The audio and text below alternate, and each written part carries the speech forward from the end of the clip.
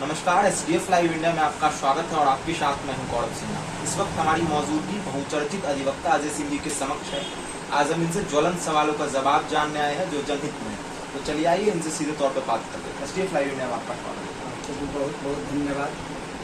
वास्तविक तौर पर जो अपराधी हैं वह पुलिस पदाधिकारियों के रहमो करम पर बच जा रहे हैं, लेकिन निर्दोष लोग कानून की चक्की में पिस रहे हैं। इससे बचने के लिए अमन पसंद लोगों को क्या करना चाहिए? सबसे पहले कि बिहार में फिलहाल कुछ शुरू हुआ है कि इन्वेस्टिगेशन विंग जब तक कम्प्लीटली एक्टिव नहीं होगा तब तक कोई भी केस का अनुसंधान संभव नहीं है। कहीं भी चूंकि बिहार में पुरातन व्यवस्था है कि एक अफसर इन्वेस्टिगेशन भी करता है और वही अफसर लॉ एंड ऑर्डर भी करता है। अगर दोनों बाइफरकेट हो जाए, अदर बहुत सारे स्टेट में है, दिल्ली वगैरह में है कि इन्वेस्टिगेशन विंग अलग है, तभी इंसाफ की उम्मीद किया जा सकती है कि फेयर इन्वेस्टिगेशन जब तक नहीं होगा तब तक इसी तरह से अपराधी बचते रहेंगे और निर्दोष बचते रहेंगे।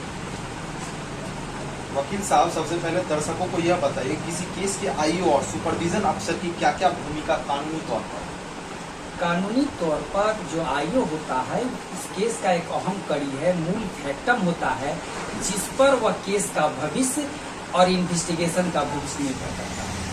आईओ का मतलब होता है इन्वेस्टिगेशन ऑफिसर, और इन्वेस्टिगेशन ऑफिसर महत्वपूर्ण कड़ी है किसी भी केस के अनुसंधान की, जिसको हिंदी में अनुसंधानक कहा जाता है। और उस मुख्य काम है कि उसका केस का अनुसंधान करना और अनुसंधान के अंतर्गत जो सही मटेरियल है या सही साक्ष्य है उसको कांड देने की होगा। सुपरविजन ऑथोरिटी का मुख्य काम उसका है कि डायरेक्शन ऑफ द आईओ, उसका काम कि केस को किस दिशा में ले जानी है उसका डायरेक्शन वह आईओ को देता है। उसको अदर फैक्ट से या अदर मटेरियल से कोई लेना देना नहीं है। सुपरविजन ऑथोरिटी का सिंपली काम है कि उसको डायरेक्शन दे आईओ को, उस केस को किस दिशा में ले जानी है उसको निर्देश मिलता है, वह सुपरविजन ऑथोरिटी से मिलता है। किसी केस में अनुसंधानकर्ता द्वारा केस को मामूली करार दिया गया और सुपरविजन पदाधिकारी के तौर पर इंस्पेक्टर ने टेबल पर बैठे बैठे फर्जी गवाह का नाम दर्ज केस को ट्रू कर दिया। सरकारी अस्पताल के डॉक्टर द्वारा इंजरी रिपोर्ट में जख्म को नॉर्मल बताया गया, लेकिन सुपरविजन अफसर के तौर पर इंस्पेक्टर ने केस को गंभीर बताकर 307 लगा दिया। ऐसी स्थिति में पीड़ित को क्या करना चाहिए?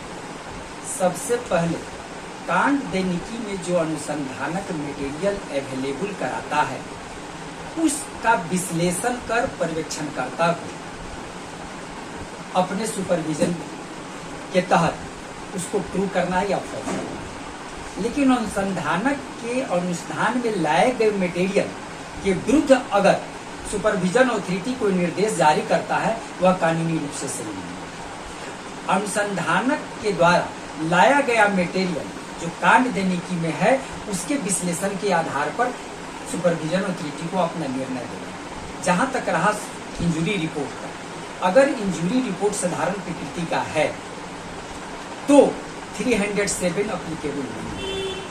307 अप्लीकेबल के लिए और बहुत सारे इंग्रेडिएंट्स हैं, लेकिन मुख्य रूप से इंजुरी रिपोर्ट बेस होता है। अगर विदाउट इंजुरी रिपोर्ट अगर 307 को प्रूव किया जाता है तो उसके संदर्भ में बड़े पदाधिकारी के यहाँ उस सुपरविजन के अगेंस्ट में आवेदन देना चाहिए।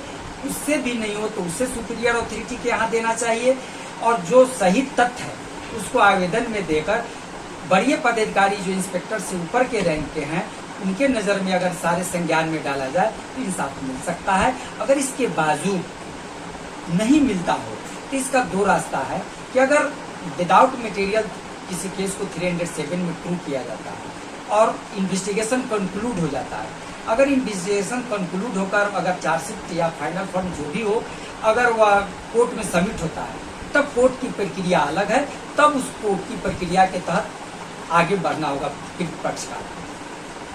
केस के आईओ द्वारा लिखित अनुसंधान रिपोर्ट और डॉक्टर के जख्म प्रतिवेदन के आधार पर अभियुक्त को कोर्ट से बेल तो मिलना ही है, समझिए कि मिल भी गया, लेकिन टेबल पर बैठे बैठे किसी निर्दोष को तंग तला करने वाले सुपरविजन अफसर के तौर पर इंस्पेक्टर के विरुद्ध लोग क्या क्या कर सकते हैं? कोर्ट ऐसे पुलिस पदाधिकारी के विरुद्ध किस तरह की कार्रवाई कर सकती है और पीड़ित को कोर्ट से किस तरह के न्याय की भीख मांगनी चाहिए?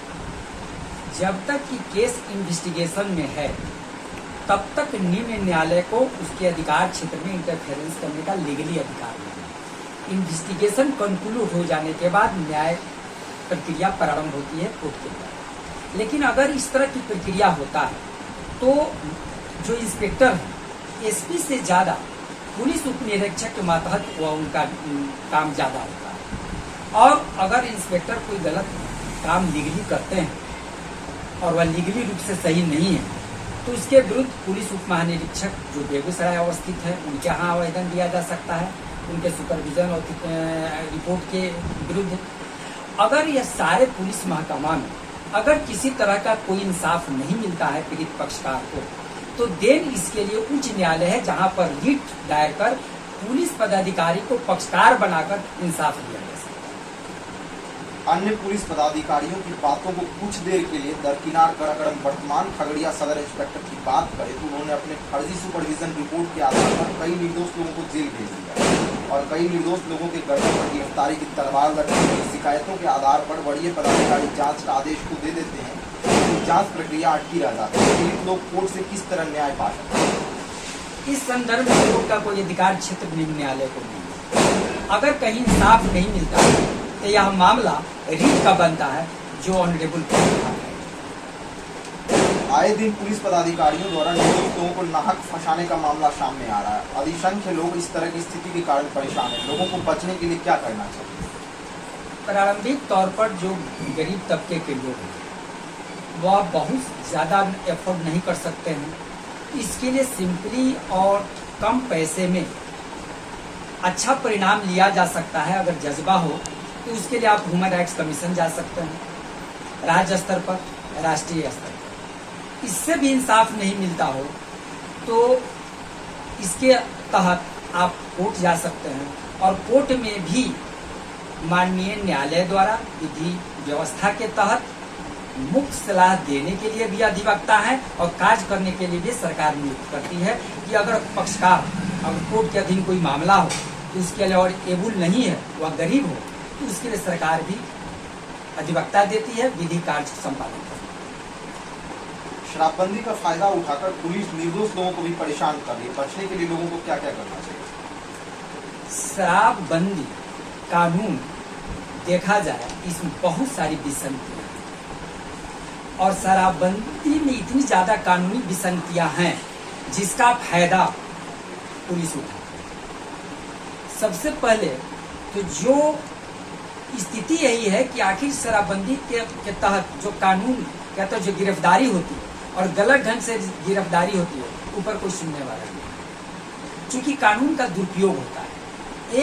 एक व्यक्ति जो पीकर पकड़ा जाता है उसे रिकवरी दिखाया जाता है और रिकवरी में वह 15 दिन 20 दिन महीनों तक वह जेल में रहता है। तो इसका कहीं कोई चूंकि तभी होगा जब जनता जागरूक होगी और उचित प्लेटफॉर्म पर इस तरह के गलत कार्य के संबंध में जो निर्दोष लोगों को फंसाया जाता है, जो कानूनी रूप से शराबबंदी कानून बना तो लोगों के हित के लिए, लेकिन उससे ज्यादा जो इसके मुतल्लिक जो कार्य कर रहे हैं वह आम जनता को अहित कर रहे हैं और उनका कानून पर आम जनता का भरोसा उठ रहा है, चूंकि निर्दोष पकड़े जाते हैं और दोषी बचते हैं।